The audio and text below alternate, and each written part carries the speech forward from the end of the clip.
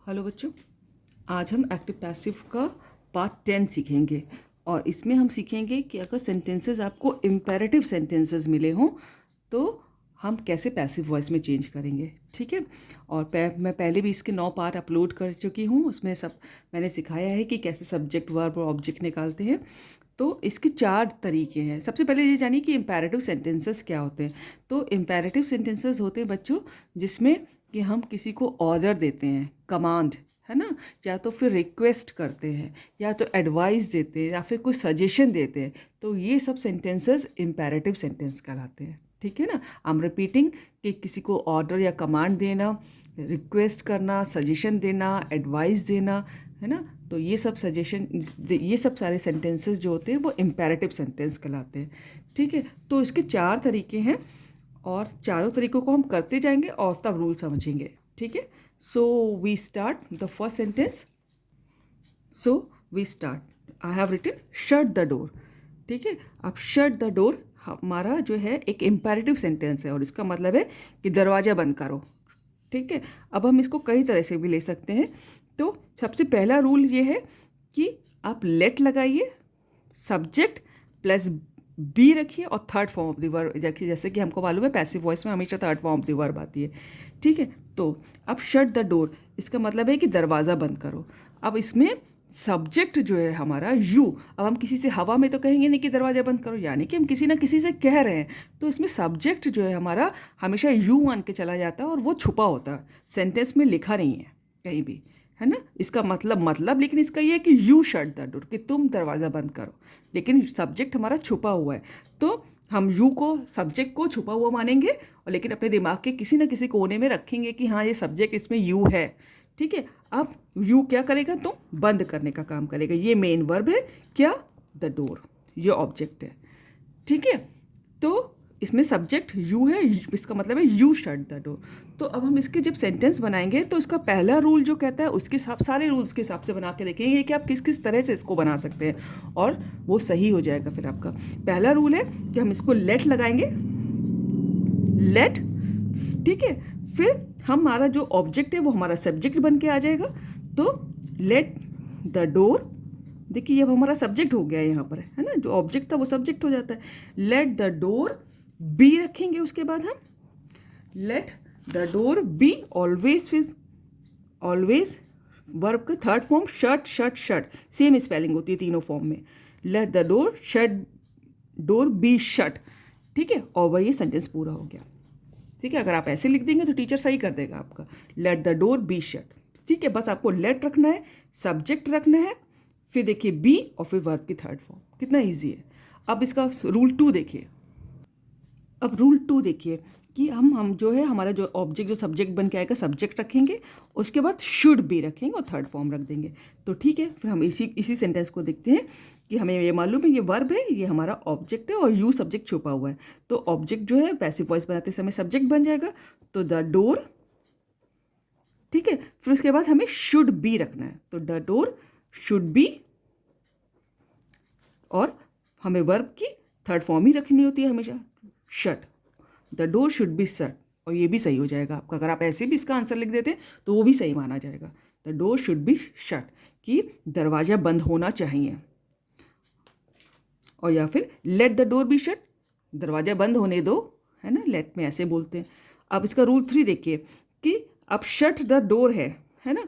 तो अब हमको नहीं मालूम है कि अगर किसने अगर ये कहा है शट द डोर, तो ये सुनने में लग रहा है कि भैया प्लीज़ करके बोल रहा है। ये भी हो सकता है हम इसको बोले शट द डोर, तो हमें ऑर्डर लग रहा है, और शट द डोर, हाँ, और ये ऐसे कोई बोले तो एडवाइस लग रहा है। लेकिन हमको ये सुनाई तो पढ़ नहीं रहा है, यहाँ पर तो सिर्फ लिखा हुआ है। तो हम इसको तीनों तरह से यूज़ कर सकते हैं कि यू आर ऑर्डर्ड, अगर कोई कहे शट द डोर तो आप लिखिए you are ordered to shut the door, है ना।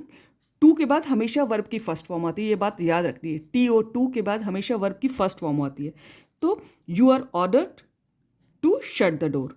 ठीक है। अगर कोई रिक्वेस्ट करके बोल रहा है शट द डोर, तो you are requested to shut the door, है ना, कि आपसे कोई रिक्वेस्ट कर रहा है प्यार से। और कोई आपको एडवाइस कर रहा है, आपको टोन में ऐसा लग रहा है कि कोई आपको एडवाइस कर रहा है, तो you are advise to shut the door, है ना। तो हमें टू लगाना है, और टू के बाद आई एम रिपीटिंग, हमेशा वर्ब की फर्स्ट फॉर्म आती है, हमेशा, हमेशा और हमेशा। तो अब हम ऐसे देख लेते हैं कि आप इसको लिखिए कि यू आर ऑर्डर्ड भी लिख सकते हैं, क्योंकि हमको यहाँ नहीं पता चल रहा है कि शट द डोर उसने कैसे बोला। यू आर ऑर्डर्ड, ऑर्डर्ड भी लिख सकते हैं, रिक्वेस्टेड भी लिख सकते हैं, यू आर रिक्वेस्टेड, या फिर एडवाइस भी लिख सकते हैं, है ना। क्योंकि हमको नहीं सुनने, हमें सुनाई थोड़ी नहीं पड़ रहा है, बस हमको तो बस लिखा हुआ मिला है। यू आर ऑर्डर्ड, रिक्वेस्टेड और एडवाइस कुछ भी लिख सकते हैं। टू और शट की तीनों फॉर्म है, shut shut shut same spelling होती है, टू शट द डोर। और ऐसे भी अगर आप लिख देंगे तो सही होगा, लेकिन प्लीज़ एक ही लिखिएगा, है ना। ऑर्डर्ड या फिर रिक्वेस्टेड या एडवाइस में से एक ही लिखिएगा। अब फोर्थ रूल देखिए कि फोर्थ रूल में बस हमको पहले जैसा रूल है बिल्कुल सेम वैसे ही करना है, लेकिन हमने अपने दिमाग के अपने कोने में रखा था कि सब्जेक्ट इसका यू है, तो उस यू को भी हम मेंशन कर देंगे। तो देखिए शट द डोर यानी कि लेट, ये ऑब्जेक्ट हमारा सब्जेक्ट बन गया, let the door be shut, जैसे बिल्कुल पहला वाला है, बस सब्जेक्ट से पहले हम बाई लगाएंगे और यू हम मान के चल रहे हैं कि सब्जेक्ट है तो you, your, you, third as a object भी यू ही आता है, और ये हमारे पैसिव वॉइस बन गए सारे। आप इनमें से कोई सा भी लिख देंगे तो आप एग्जामिनर आपका सही कर देगा, ठीक है। नेक्स्ट देखिए ओपन द गेट, है ना, तो कि गेट खोलो, ठीक है। तो हम उसको पहले रूल अपना करके फिर से प्रैक्टिस करते हैं कि यू ओपन द गेट, है ना। कोई हवा में तो किसी से कह नहीं रहा होगा कि ओपन द गेट, यानी किसी ना किसी से कहे तो इसका मतलब है यू ओपन द गेट, तो यू सब्जेक्ट छुपा हुआ है और यू क्या काम करेगा, खोलने का काम करेगा, तो ये मेन वर्ब क्या, द गेट, है ना। तो ये हमारा ऑब्जेक्ट हो गया। तो हम लेट वाला से करते हैं, तो लेट, सबसे पहले लेट लगाया, फिर जो ऑब्जेक्ट हमारा सब्जेक्ट बनाया, लेट द गेट, फिर उसके बाद हमने बी रखा, लेट द गेट बी, और ऑलवेज वर्ब की third form open, opened, opened, let the gate be opened, और हो गया, ठीक है। अगर हम इसका फोर्थ वाला पहले देख लेते हैं ना, बिल्कुल ऐसे ही है, लेकिन हमें कि let the gate be opened, लेकिन हमने जो दिमाग के कोने में माना हुआ है कि सब्जेक्ट इसमें छुपा हुआ है, तो सब्जेक्ट से पहले बाय यू, और ये हमारा पैसिव वॉइस बन गया, ठीक है। इसमें बस हमने सब्जेक्ट को भी मेंशन कर दिया। अब हम सेकंड वाला रूल देखेंगे कि इसको शुड में कैसे लिखना चाहिए कि गेट खुला होना चाहिए, है ना। तो द गेट, है ना, ये हमारे ऑब्जेक्ट है, तो नो लेट इसमें सिर्फ the gate should be opened, third form of the verb always, है ना। और हमको अगर थीरा वाला करें तो इसमें भी हमें नहीं समझ में आ रहा है कि वो आदमी ने रिक्वेस्ट कर रहा है कि आपसे ऑर्डर कर रहा है कि आपको एडवाइस कर रहा है, तो हम तीनों में से कोई सा भी लिख सकते हैं कि यू आर ऑर्डर्ड भी लिख सकते हैं, है ना, रिक्वेस्टेड भी लिख सकते हैं, और एडवाइस भी, अगर आपको टोन से एडवाइस पता चल रही है तो एडवाइस्ड भी लिख सकते हैं, और यू आर एडवाइज्ड या यू आर ऑर्डर्ड या यू आर रिक्वेस्टेड टू, और इसके बाद टू आएगा, टू के बाद हमेशा फर्स्ट फॉर्म आती है, टू ओपन द गेट, ठीक है। तो पैसिव वॉइस बन गया, कितना सिंपल है। नाउ थर्ड देखिए, do not insult the poor, है ना, गरीब की बेइज्जती मत करो, गरीब का अनादर मत करो, ठीक है। अब ये देखिए हमको जो एक्टिव वॉइस मिला है वो नेगेटिव में है, तो इसका मतलब है कि कोई हवा में तो अगेन फिर किसी से नहीं कह रहा होगा, यानी कि ना किसी से कहा जा रहा होगा कि तुम गरीब का अनादर मत करो, है ना। तो इसमें भी हम सब्जेक्ट यू छुपा हुआ मान रहे हैं कि इसका मतलब है you do not insult the poor, तो ठीक है, यू सब्जेक्ट जो छुपा हुआ है वो क्या करने का काम, वर्ब क्या है, इंसल्ट, अनादर करना, है ना, क्या, किसकी, पुअर की। तो ऑब्जेक्ट हमेशा क्या करके नहीं निकाला जाता है, सब्जेक्ट सेंटेंस के हिसाब से देखा जाता है, तो द पुअर हमारा ऑब्जेक्ट है। तो हम इसको पहले रूल से करते हैं लेट वाले, है ना, तो लेट लगाया, लेट, अब ये ऑब्जेक्ट जो है हमारा सब्जेक्ट बन जाएगा, लेट द पुअर। अब चूंकि इसमें नॉट है तो नॉट भी हो जाएगा, अगर अदरवाइज हम अफर्मेटिव सेंटेंस होता तो हम सिर्फ बी रखते, लेकिन ये चूंकि नेगेटिव सेंटेंस है तो नॉट बी, और फिर वर्ब की third form insult, insulted, insulted, है ना, रेगुलर वर्ब है ये, नॉट बी इंसल्टेड, और ये सेंटेंस हमारा पूरा हो गया, ठीक है, अब इसका फोर्थ वाला करके देख लेंगे क्योंकि ऑलमोस्ट सेम ही होता है, बस उसमें सब्जेक्ट और लगा देते हैं कि लेट द पुअर, देख रहे हैं ना, ये पुअर ऑब्जेक्ट है, हमारा सब्जेक्ट हो गया।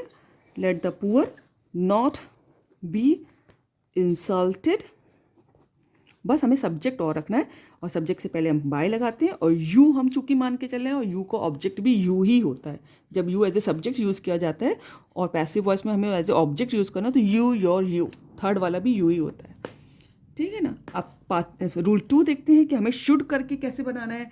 कि शुड में अभी भी हम इसको कह सकते हैं कि देखिए, do not insult the poor, तो पुअर का आदर मत करो, ये ऑब्जेक्ट है हमारा, तो द पुअर है ना, शुड नॉट बी, है ना। हमने हमेशा आप लोग को टेंसेस करते हुए भी सिखाया है कि जितना बड़ा भी शुड बी होना चाहिए, लेकिन इसमें जब चूंकि नेगेटिव है तो पहले के बाद हमेशा नॉट रखना होता है। शुड नॉट बी, वर्ब की third form insulted, the poor should not be insulted. ठीक है, और आप बाई यू भी लिख देंगे तो भी सही हो जाएगा यहाँ पर भी। ठीक है, और अगर देखिए do not insult the poor, इसमें भी ये हो सकता है कि वो कोई आपको ऑर्डर कह रहा हो कि नहीं गरीबों का अनादर मत करो, या फिर कोई आपको सजेशन दे कर रहा हो कि नहीं तुम्हें गरीबों का आदर नहीं करना चाहिए। हाँ, या तो फिर हो सकता है आपके रिक्वेस्ट कर रहा कोई कि गरीबों का अनादर मत करो, है ना। ये तो टोन पे है, लेकिन यहाँ पर तो लिखा हुआ है, हमको टोन नहीं समझ में आ रही है, तो हम तीनों यूज़ कर सकते हैं कि यू आर ऑर्डर्ड, कि लेकिन आपको एग्जाम में एक ही लिखना है, you requested, you are ordered, और रिक्वेस्टेड ESTD, और यू आर एडवाइज्ड है, you are advised not to, अब टू के बाद वर्ब की फर्स्ट ही फॉर्म आती है, इंसल्ट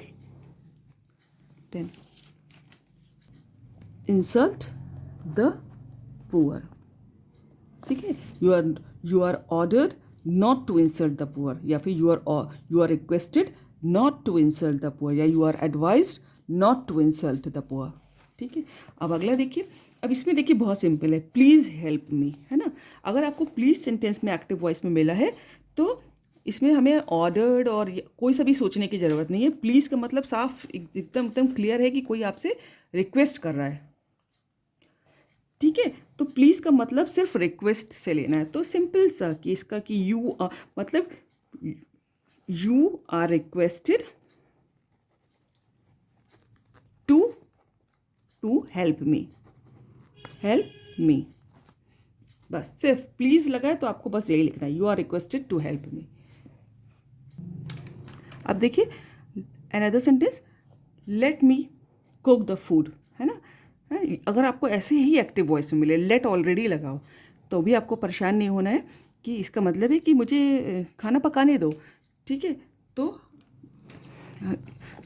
इसमें कुक वर्ब है और क्या पकाने दो, फूड ऑब्जेक्ट है।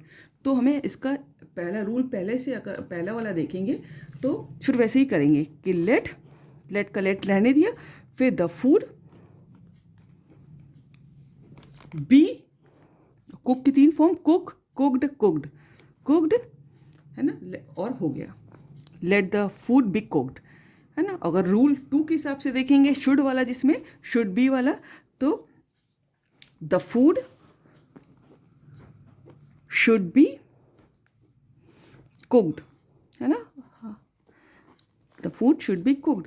और अगर हम इसका रूल 4 देखेंगे कि अब वो ऑर्डर कह रहा है कि मुझे खाना पकाने दो, या फिर रिक्वेस्ट कर रहा है कि मुझे खाना पकाने दो, और या फिर एडवाइस कर रहा है मुझे खाना पकाने दो, तो फिर तो हम इसमें तीनों ही लिख सकते हैं कि यू आर ऑर्डर्ड, रिक्वेस्टेड भी लिख सकते हैं और एडवाइज्ड भी लिख सकते हैं, है ना। एडवाइस टू, फिर इस वाले में टू लगता है, याद रखिएगा, कुक, उसके बाद वर्ब की first form, to cook the food, है ना।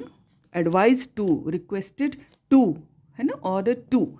और फोर्थ वाला तो बिल्कुल वैसे ही जैसे पहला वाला होता है कि बस इसमें हम सब्जेक्ट भी मेंशन करते हैं, late the food be cooked bye, और इसमें सब्जेक्ट क्या था, मी है, तो यहाँ पर आई हो जाएगा, बाय, सॉरी मी ही रहेगा, let the food be cooked by me, है ना। तो ये सब्जेक्ट था इसमें। और हाँ बच्चों, ये रूल 3 एक बार फिर से देखिए कि इसमें जो था let me cook the food, कि मुझे खाना पकाने दो। तो यू आर ऑर्डर्ड या you are requested, you are advise to let me cook the food, है ना। लेट मी भी तो लिखा है ऊपर, है ना, कि मुझे, तो you are ordered to let me cook the food, कि तुम्हें आदेश है कि मुझे खाना पकाने दो, है, या फिर तुमसे प्रार्थना है कि मुझे खाना पकाने दो, या फिर तुमको सलाह दी जाती है कि मुझे खाना पकाने दो, ऐसे हो जाएगा। टू लेट मी, है ना, लेट मी भी था। Thank you. Work hard, practice it. Thank you.